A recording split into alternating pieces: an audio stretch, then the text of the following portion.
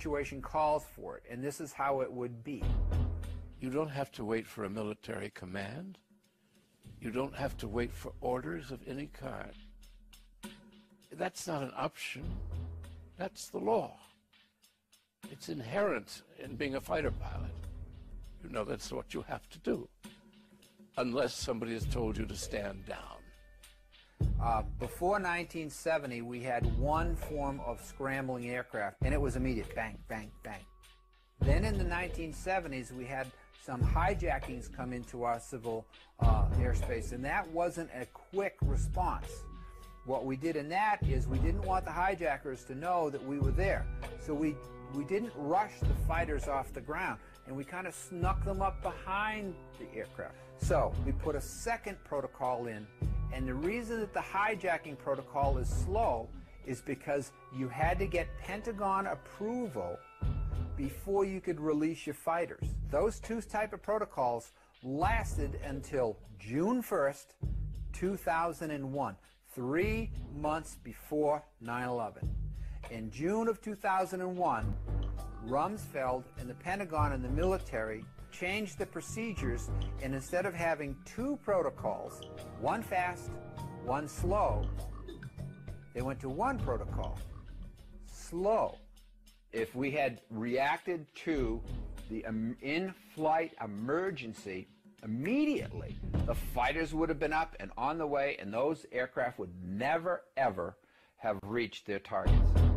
But when the center controllers came to notifying the military, okay, because they had only one protocol to work with, that protocol went through the Pentagon. Guess what? Guess who didn't answer the phone? Sorry, it was the Pentagon. Here's an analogy that I can give that would help out the common person here.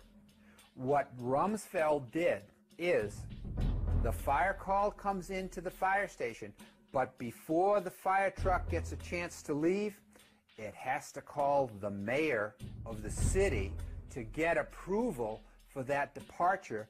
And what if the mayor is out for breakfast or he's sleeping late and he doesn't answer the phone? Look carefully at this footage, shot just a few minutes after the attack on the Pentagon. Notice the man that is helping to carry a casualty. It is the Secretary of Defense, Donald Rumsfeld. What is he doing here when, as head of the defense of the whole nation, and whilst the United States is still under attack, he is helping tend to the wounded? Why is he not at his command post?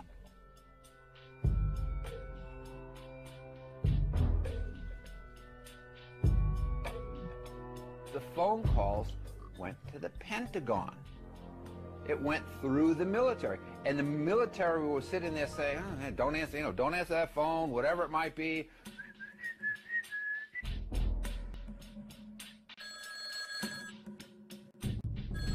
Now, how would you like your fire department to sit there and say, well, I'm sorry, we can't come and put your house out and save your lives because the mayor didn't say so? And on 9/12, they changed the protocols again back to the first protocol, which was the fast scrambles, and that's what it is today.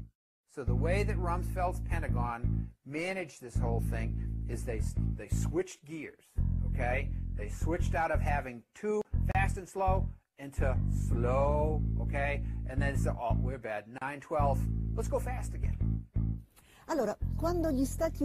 When the United States was attacked without warning at Pearl Harbor, after 8 inquiries, General Walter Short, commander of the Army for the Defense of Hawaii, and Admiral Husband Kimmel, commander-in-chief of the Pacific Fleet, were both charged with negligence and summarily dismissed. But after the 9/11 catastrophe, nobody, neither the Secretary of Defense Rumsfeld, nor the head of civil aviation, nor that of air defense, was either punished or removed from office. On September 10th, Brigadier General W. Montague Winfield asked Junior Officer Captain Charles Leidig to temporarily replace him as Director of Operations at the Pentagon Command Center from 8:30 a.m. on September 11th. Later that day, after Flight 93 was reported crashed, Winfield resumed control.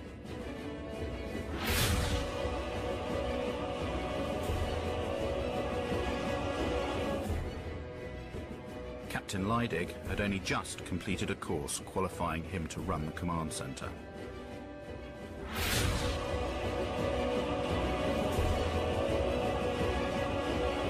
On September the 11th, Brigadier General David F. Worley Jr. was commander of the Andrews Air Force Base, the nearest one to the Pentagon.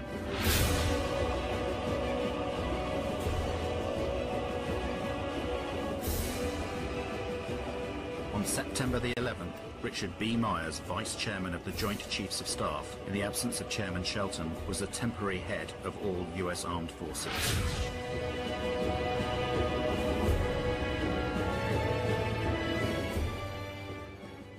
On the 14th of September, after only 3 days of investigations, the FBI announces it knows everything about the hijackers of the flights.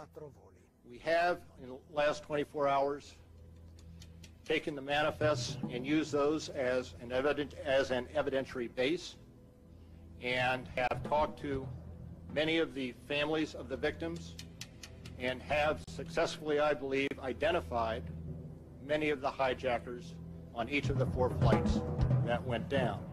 Let's look at the Lockerbie case. It took 2 years to bring indictments in that case. 2 years. In this case, in only 3 days, the FBI provided the names of all the hijackers without providing any evidence that they were actually on the flights. On the 12th of September, the Attorney General of the United States, Mr. Ashcroft, declares to the whole world that the passport of one of the hijackers had been found, a few blocks away from the ruins of Ground Zero.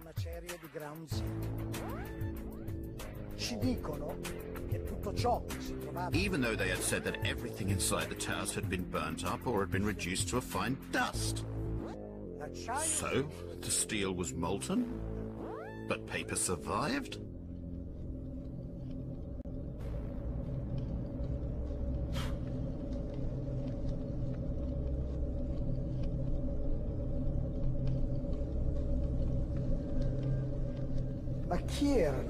Who were these hijackers? The official story states that 15 out of the 19 came from Saudi Arabia,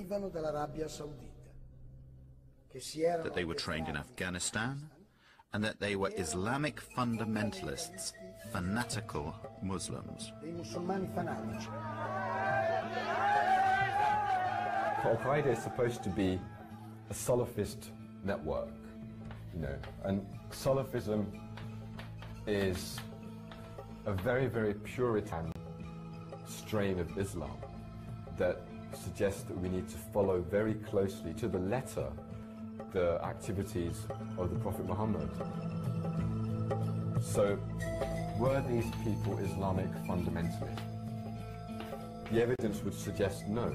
Muhammad Asa was basically not an Islamic fundamentalist. There was always drinking, always drinking. It wasn't wine, it was beer or liquor or whatever. There was always drinking, always. And they had massive supplies of cocaine. Muhammad and all these people that he was with, they were drunk and stoned out of their freaking minds.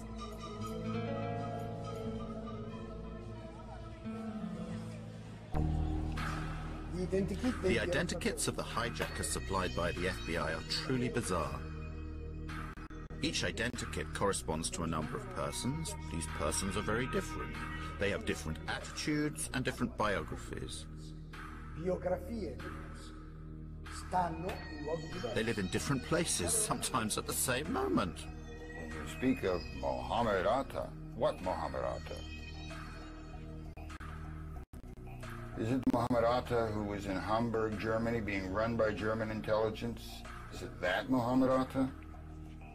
Is it the Mohammed Atta who appears in Venice, Florida, which is a major locus for the National Security Agency, who's supposedly training at a little flight school for a little single and dual engine Cessna aircraft, and who's rooming with a man named Charlie Voss, who was a CIA pilot who ran guns into Nicaragua and cocaine out for the Central Intelligence Agency? Is it that Mohammed Atta?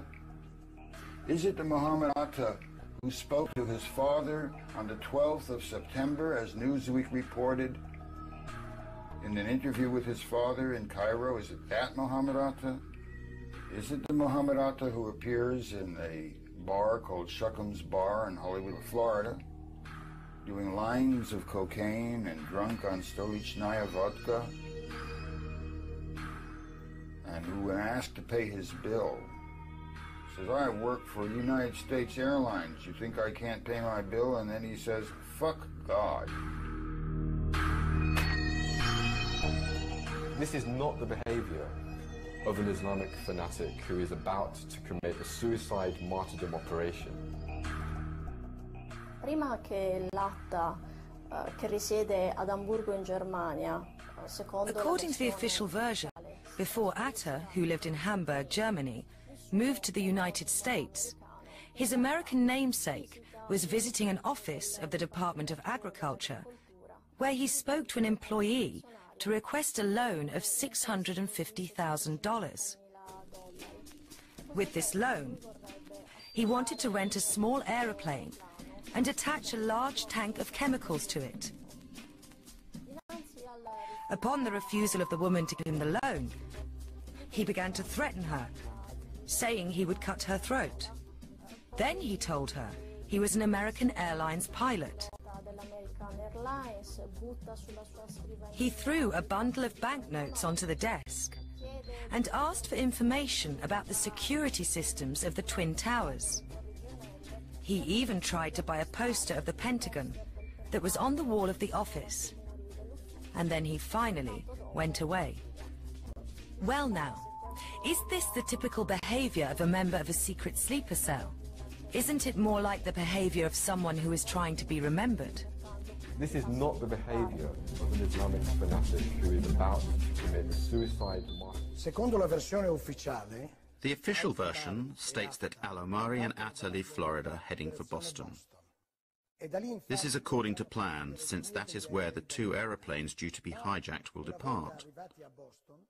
But they don't stop when they get to Boston, they continue to Maine. It is the afternoon of September the 10th.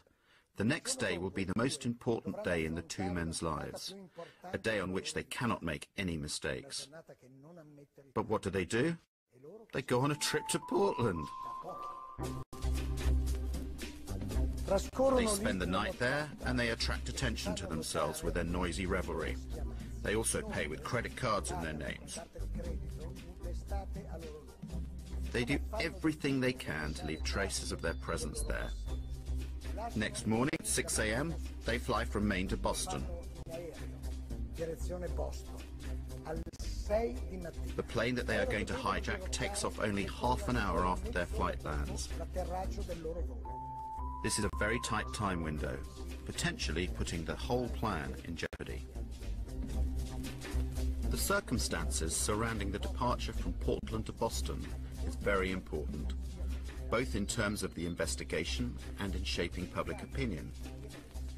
It is there that the airport's CCTV cameras record the video in which we see the faces of Atta and Al-Omari. This video has been